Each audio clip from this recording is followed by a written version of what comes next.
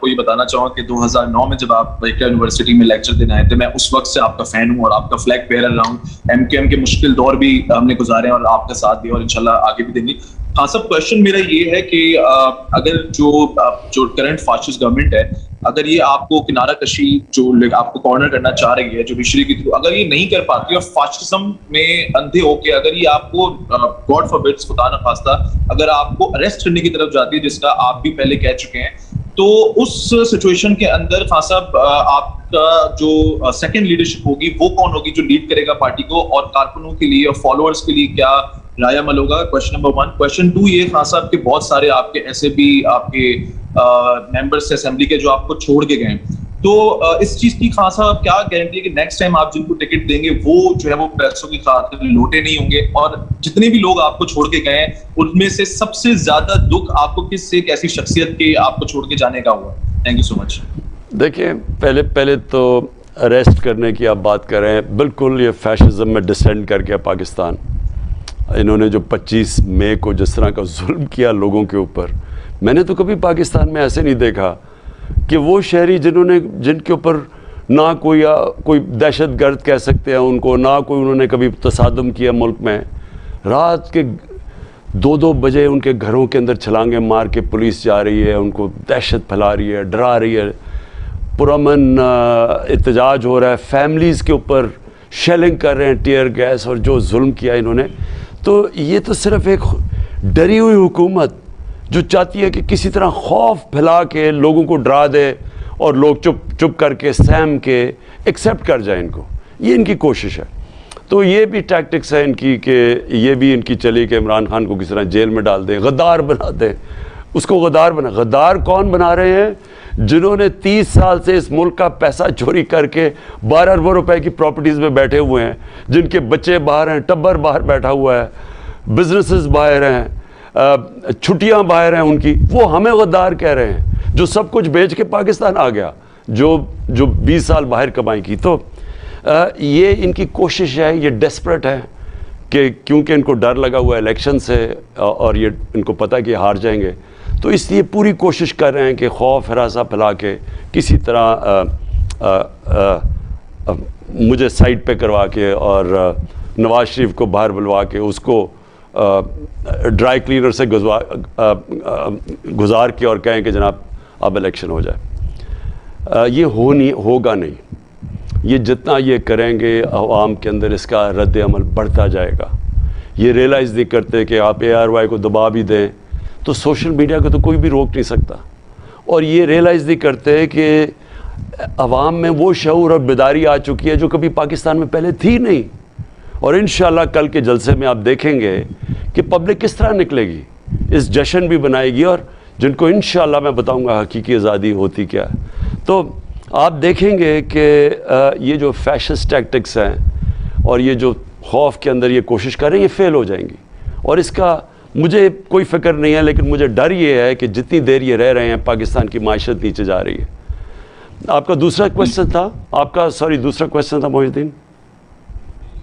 दूसरा क्वेश्चन ये था कि आपके बहुत से अरकान जो हैं वो आपको छोड़ के चले गए, और जो आप इलेक्शन होंगे जिसमें आप मेंबर इलेक्ट करवाएंगे, तो उनकी क्या गारंटी है कि वो छोड़ के नहीं जाएंगे? और कौन सा एक ऐसा शख्सियत आप बताना चाहेंगे कि जिनके आपको छोड़ के जाने का सबसे ज्यादा दुख है? देखिए, सबसे पहले तो इस बार टिकट्स जो हम देंगे वो पहली दफ़ा मैं ख़ुद टिकट्स दूंगा। बाई इलेक्शंस के अंदर ये जो अभी पंजाब में हुए थे, इसमें मैंने सारे खुद टिकट्स दिए, इंटरव्यू किया 80 लोगों, 20 इलेक्शन थे, 80 लोगों को इंटरव्यू किया और ख़ुद मैंने टिकट्स दिए। और मैंने सोचा क्यों नहीं मैंने पहले टिकट्स दिए थे। पहले तो थोड़े से टिकट्स मैं देता था, बाकी मैंने औरों पे छोड़ा हुआ था। तो इस बारी सारे टिकट्स मैं ख़ुद दूँगा। और ख़ुद बड़ा है, मुझे एक्सपीरियंस हो गया है कि वो किस लोग होते हैं जो कि जिधर पल्ला भारी उधर जिधर कीमत लगी होती है ज़मीर फरोश होते हैं, वो मुझे आइडिया हो गया। आपने कहा किसकी सबसे ज़्यादा तकलीफ़ हुई? मुझे असल में मैंने जब हमें पता था ये जब साजिश की गेम चल रही है, मैं मिल भी रहा था अपने MNS को मिल रहा था, क्योंकि मुझे पता था ऑफ़र्स मिल रही हैं, पैसे ऑफ़र हो रहे हैं।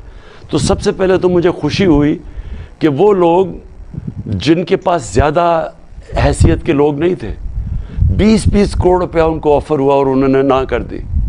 तो मुझे इस पे ज़्यादा खुशी हुई। जो मुझे अफसोस हुआ, कई लोग मेरे सामने बैठ के बड़ी शक्ल बना के, जी हम तो आपके नज़रिए के साथ हैं, और जब पैसा मिला तो उधर चले गए।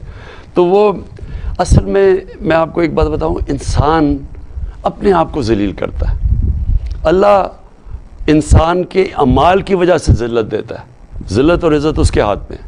तो ये जो लोग ये जो अपने ज़मीर का सौदा करते हैं, ये समझते हैं कि इन्होंने कोई बहुत बड़ी डील कर ली, लेकिन ये रियलाइज़ नहीं करते कि जो भी ये लौटे हुए, ये मेरा चैलेंज है, जितने भी लौटे हुए इनमें से शायद 2-3 अगले इलेक्शन में आपको नज़र आए।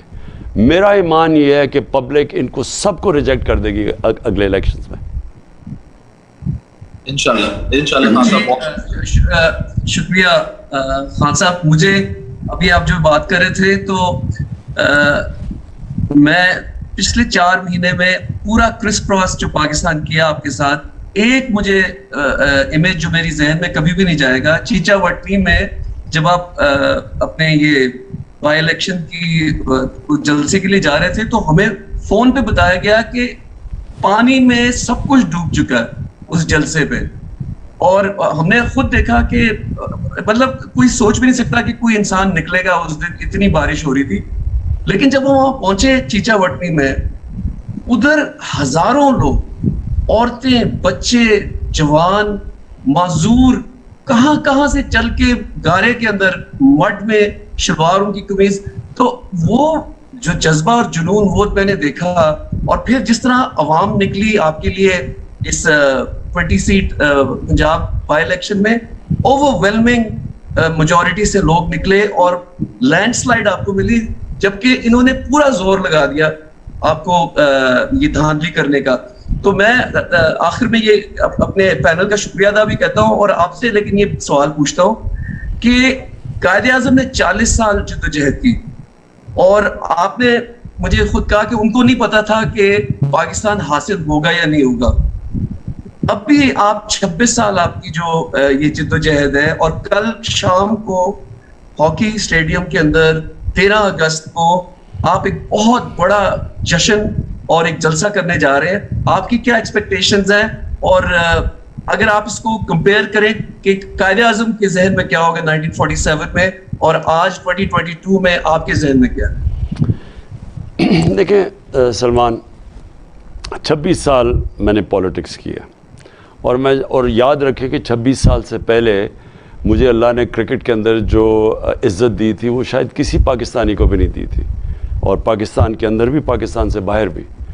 तो जब मैं पॉलिटिक्स में आया था तो मेरा तो कुछ 14 साल लोगों ने मजाक उड़ाया था कि ये यानी बेवकूफ़ है, या लोग हंसते थे कि ये कभी भी कामयाब नहीं होगा।